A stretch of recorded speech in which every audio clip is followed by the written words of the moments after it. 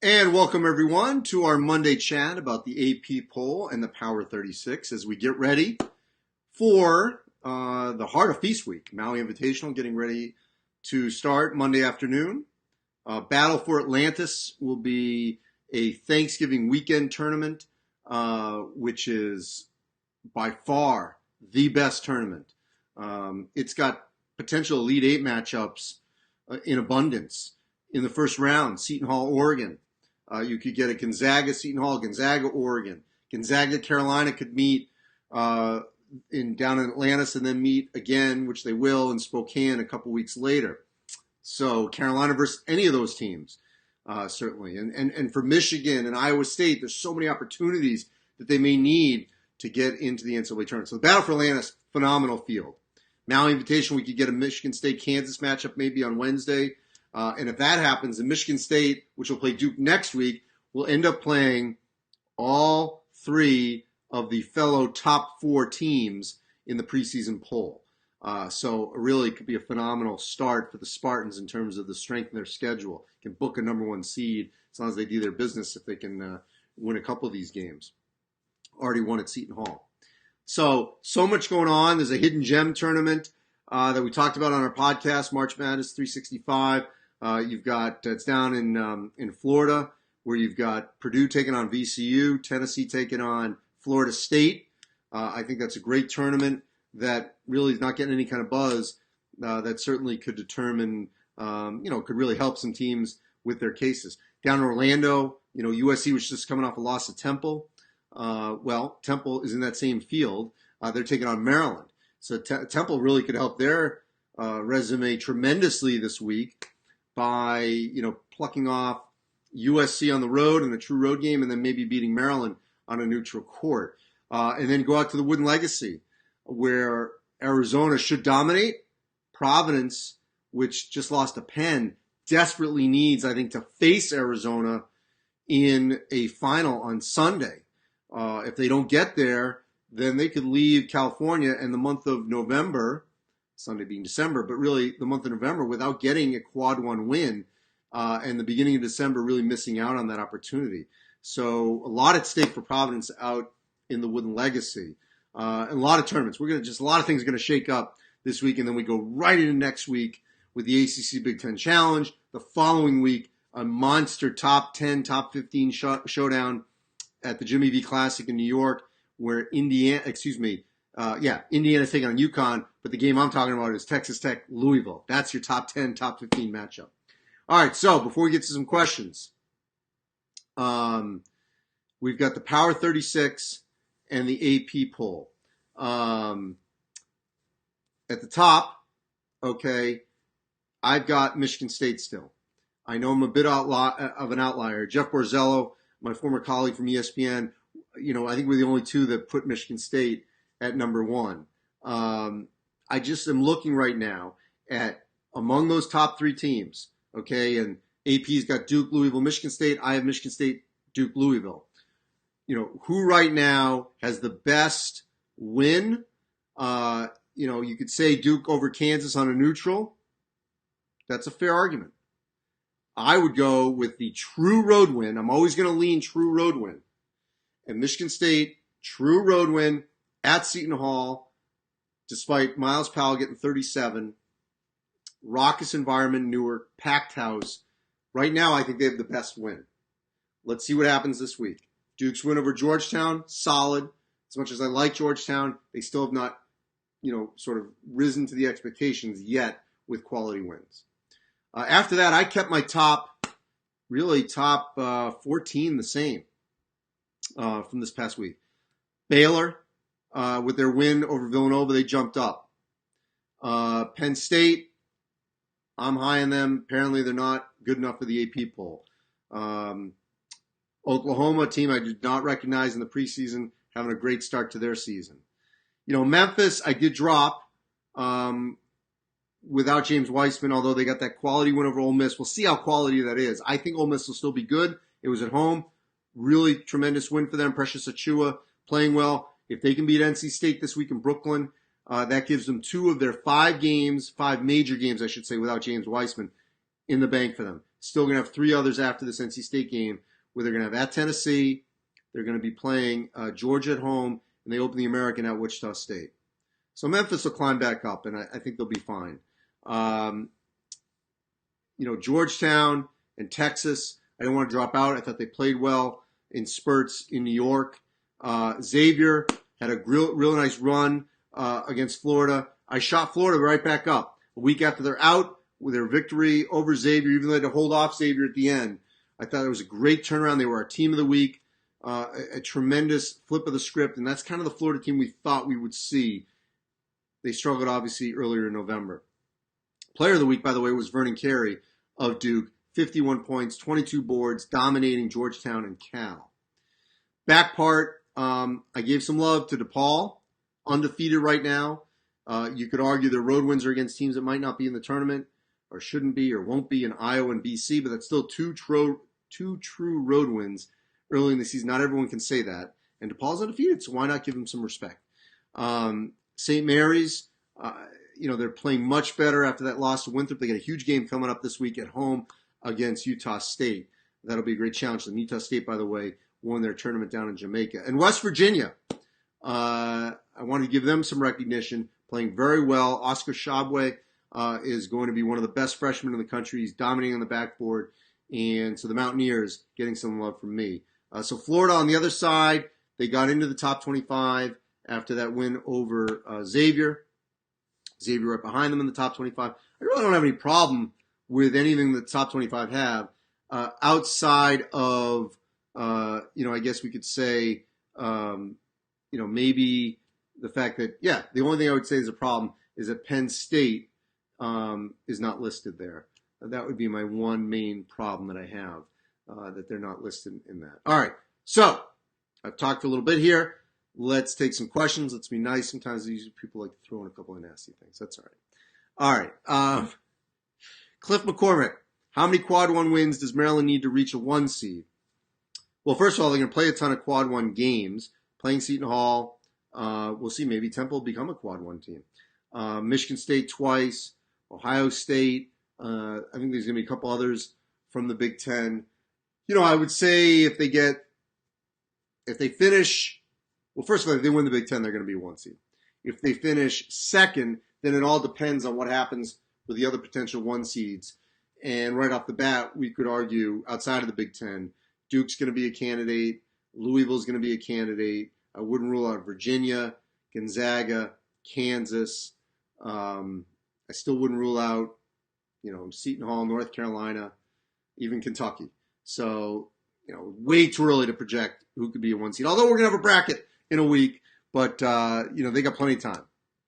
What about Arkansas, asks Robbie Lloyd. I think Eric Musselman is doing a great job, the best job of any first-year coach in the SEC. I've got them in my next grouping. If you go to NCAA.com and see the full Power 36, you'll see the teams I have as sort of first 4 out, next 4 out of my poll, and Arkansas is in that group of 8. Connor Patrick, what is UVA's ceiling with the offense as it is now? It's pretty high because their defense is as good as it's ever been. 5 games, 1 team has scored more than 50 points, and that is Vermont. Scored 55, 30 by Anthony Lamb. So it's really high because they can get better and better. Peter, why did I give up on Illinois? I have not given up on Illinois. But we got to wait and see what they do when they get some other big-time games that are coming up on their schedule. Arizona is really, really good. That was a tough environment. I loved watching that first half. It was a big-time, big-boy game, okay? They're going to be good. But, anyway, I think they struggle with Nicholls State. Nicholls State actually is much better than people think. So, I haven't given up on Illinois. Trust me, I have not given up on Illinois. Let's see. Louis Miller says, I'm crazy that Michigan's not in this grouping yet. I think Michigan has a great chance to be in this grouping by week's end because they could beat Iowa State, they could beat North Carolina, get to the final of the battle for Atlantis. So that could all happen. Michigan to this point, and this is good scheduling, new coach in Juwan Howard, they just had not played a great schedule yet. In the Gavitt games, they got Creighton, and Creighton's going to be a lower third Big East team. And they won, But let's wait. John Teskey, by the way, having a great season so far. Let's see. Jonathan asks, Syracuse feels like a huge question mark. Well, here's the deal with the Orange. Offensively, they got throttled by Virginia, as everyone has been. Their offense, much better since then. They've made a change at the point. They're shooting the basketball better. They've been at home. We're going to learn a lot more about the Orange this week. Oklahoma State's a veteran team, and then either Penn State or Ole Miss. If Syracuse wins this tournament this week in the NIT in Brooklyn, they'll be in the Power 36, and they may even be ranked next week. Omar asks, Colorado, my thoughts. My thoughts are that Colorado should beat Clemson on Tuesday night in the MGM main event and continue to climb. They should be a top 4 Pac-12 team. My thoughts, Christy wants to know my thoughts on Kentucky. I think they're going through a natural maturation process and still figuring things out. That's fine. But last year, they got throttled by Duke, and they were within a whisker of getting to the Final Four. So the same thing certainly could occur. They got to get healthy. They've not been healthy like a lot of these teams early. Anthony wants to know what I thought about UConn.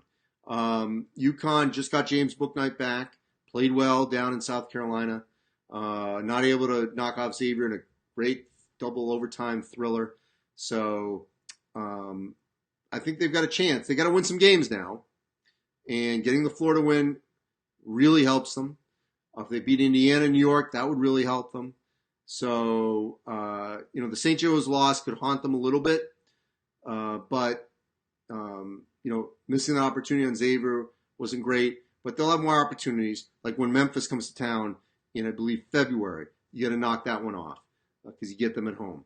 Try to get one from Wichita State or Houston.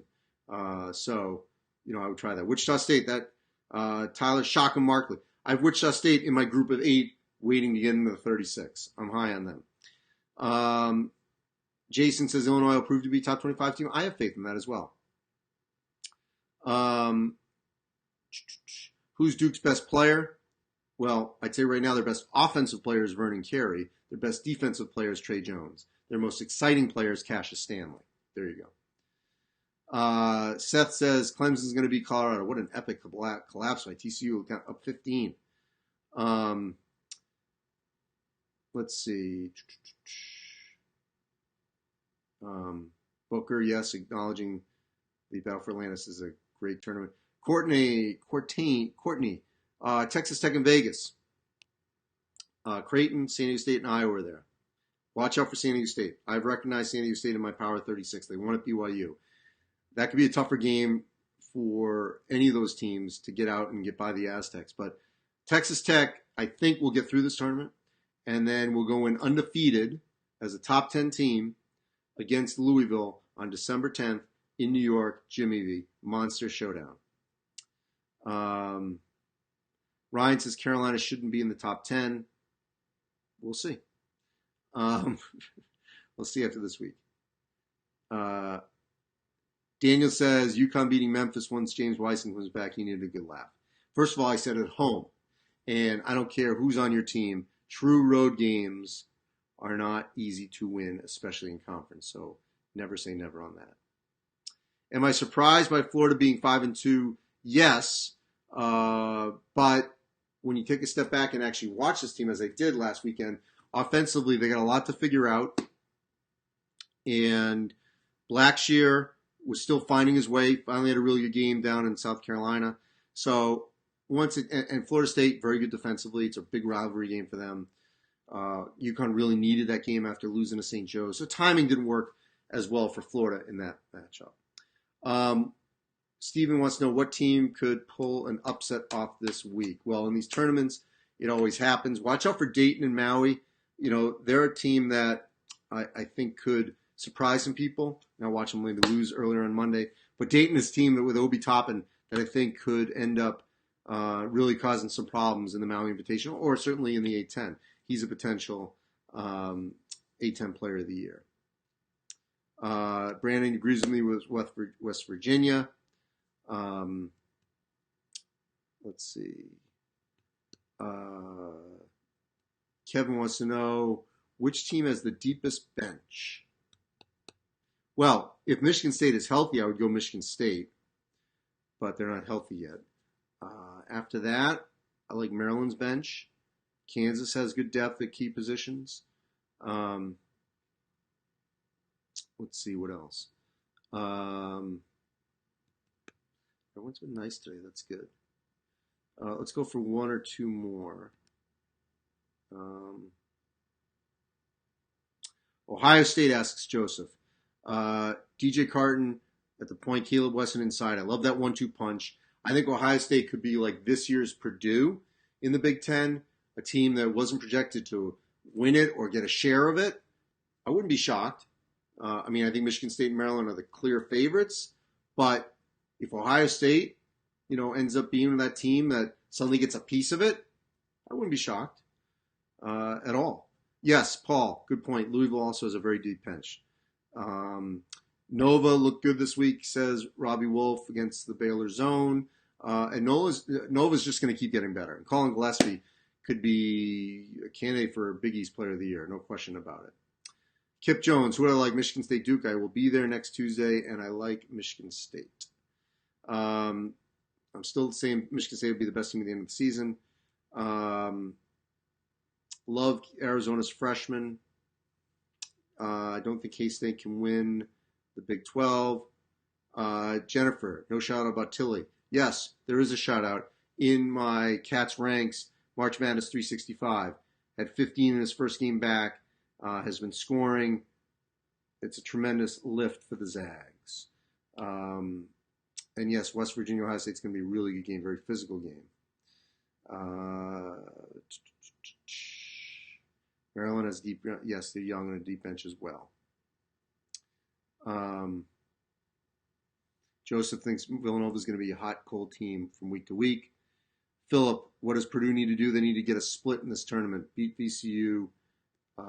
Really, just get a win because VCU, Tennessee, Florida State are all tournament teams. So the good news for Purdue in this kind of mini tournament, if they can get one win in the two games, they're going to get a win, even if it's in the consolation game, against, I think, a team that's going to be in the NCAA tournament and possibly a quad one. So that's obviously very productive for Purdue. All right. Appreciate everyone checking us out. Everyone have a great Thanksgiving. Happy, peaceful, relax, watch a lot of hoops. And I think in a week, December 2nd, we're going to know a lot more about a lot of these teams. And resumes are getting built this week. A lot of resumes are getting built this week. Stuff that's going to be on the shelf for the next couple of months. I believe it, November's going to be over this week.